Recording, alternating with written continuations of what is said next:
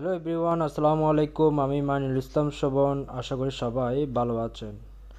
আজকে আপনাদেরকে Asus A441M ল্যাপটপের কিবোর্ড কিভাবে রিপ্লেস করবেন ওটাই আজকে আপনাদেরকে দেখাবো। কিবোর্ড লাগানোর জন্য আমাদের প্রথমে ল্যাপটপের পিছনে প্রত্যেকটা স্ক্রু এভাবে একটা একটা করে খুলে নিতে হবে।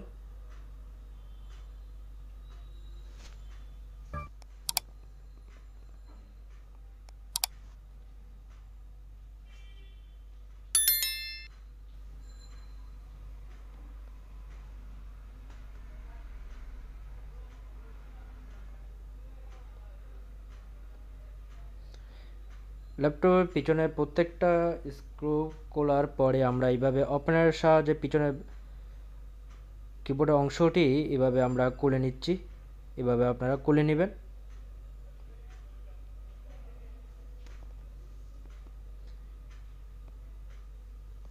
কিবোর্ডের অংশটি এভাবে একটু আলগা করে প্রথমে আপনারা মাউস রিবন কানেকশনটি প্লাস কিবোর্ডের রিবন কানেকশনটি এভাবে আপনারা ডিসকানেক্ট করে নেবেন।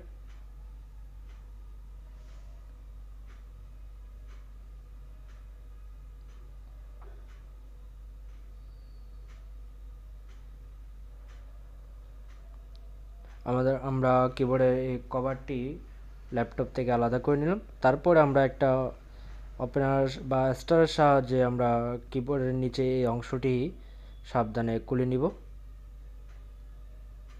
তারপর আমরা পুরনো কিবোর্ডটি বডি থেকে এভাবে আলাদা করে নিচ্ছি।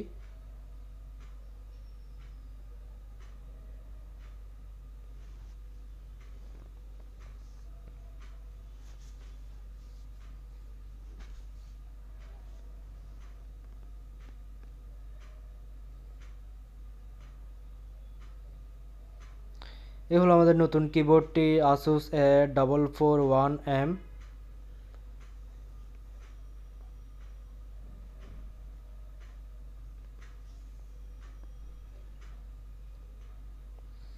এই নতুন কিবোর্ডটি আমরা এখন বডির সাথে অ্যাডজাস্ট করে নিলাম।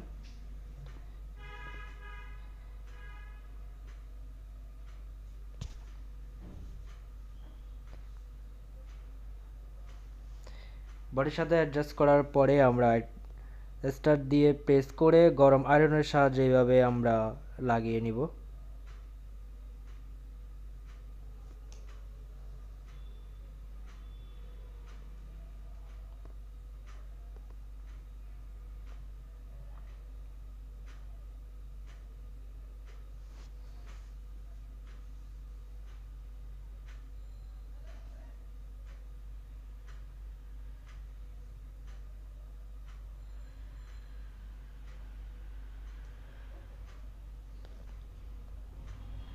এইভাবে আপনারা চারপাশে গরম আয়রনের সাহায্যে চারপাশে এইভাবে একটা একটা করে লাগিয়ে নেবেন। আমার দেখানো মতো করে আপনারা এইভাবে লাগিয়ে নেবেন।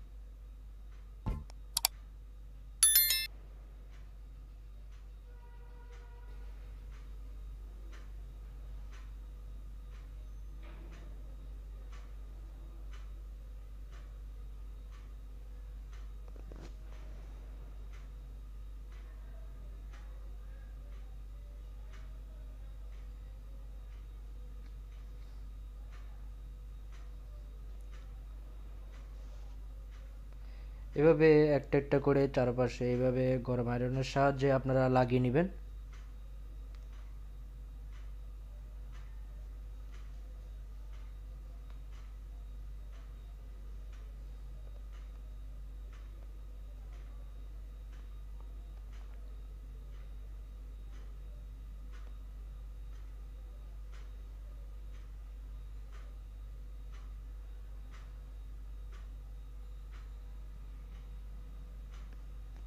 লাগানোর সময় গরম আয়রনে দিয়ে লাগানোর সময় কিবোর্ডের রিবন অ্যান্ড মাউসের রিবন কানেকশনটি দিকে খেয়াল রাখবেন, কেননা আয়রন লাগার সাথে সাথে কিন্তু রিবন নষ্ট হয়ে যেতে পারে, ওই দিক দিয়ে আপনারা খেয়াল রাখবেন।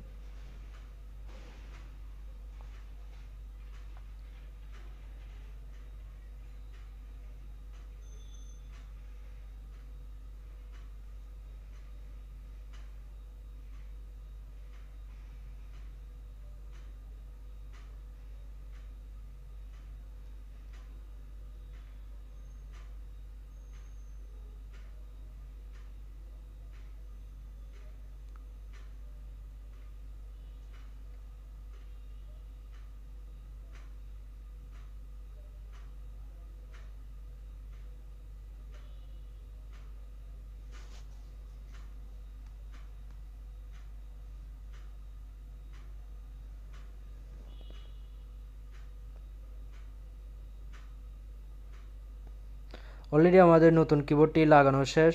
এখন আমরা কিবোর্ডের নিচে এই কভারটি আমরা আয়রনের সাহায্যে লাগিয়ে নিব।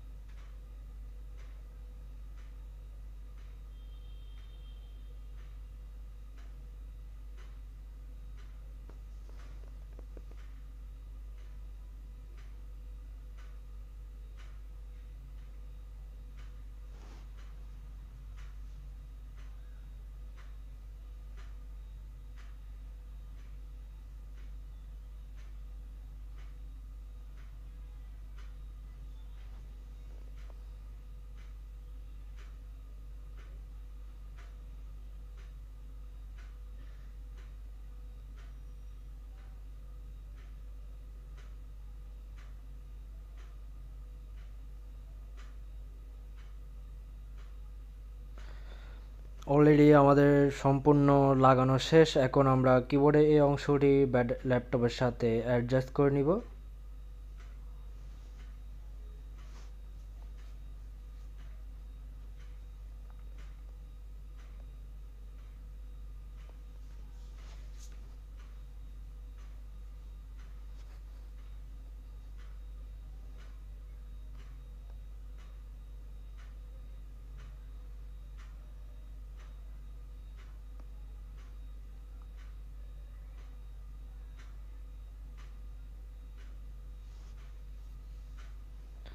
এভাবে প্রথমে আমরা মাউসের রিবন কানেকশনটা দিয়ে দিচ্ছি। মাউসের রিবন কানেকশনটা দেওয়া শেষে এখন আমরা নতুন কিবোর্ডের রিবন কানেকশনটাও দিয়ে দিব। অলরেডি আমাদের নতুন কিবোর্ড রিবন কানেকশনটি লাগানো শেষ। এখন আমরা এভাবে প্রেস করে আমরা কিবোর্ডের কভারটি লাগিয়ে নিলাম।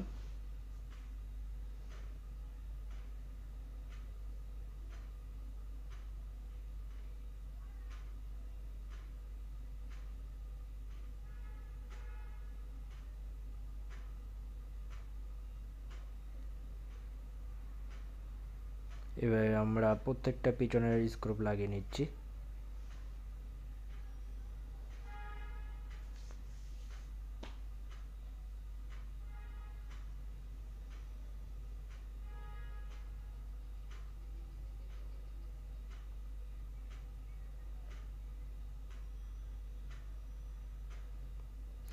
ভিডিওটি ভালো লাগলে একটা লাইক দিবেন আপনি যদি আমাদের চ্যানেলের নতুন হয়ে থাকেন, এবং এরকম আরও টেকনোলজি ভিডিও পেতে অবশ্যই আমাদের চ্যানেলটি সাবস্ক্রাইব করে রাখবেন। পাশে থাকা বেল আইকনটি অবশ্যই প্রেস করে রাখবেন।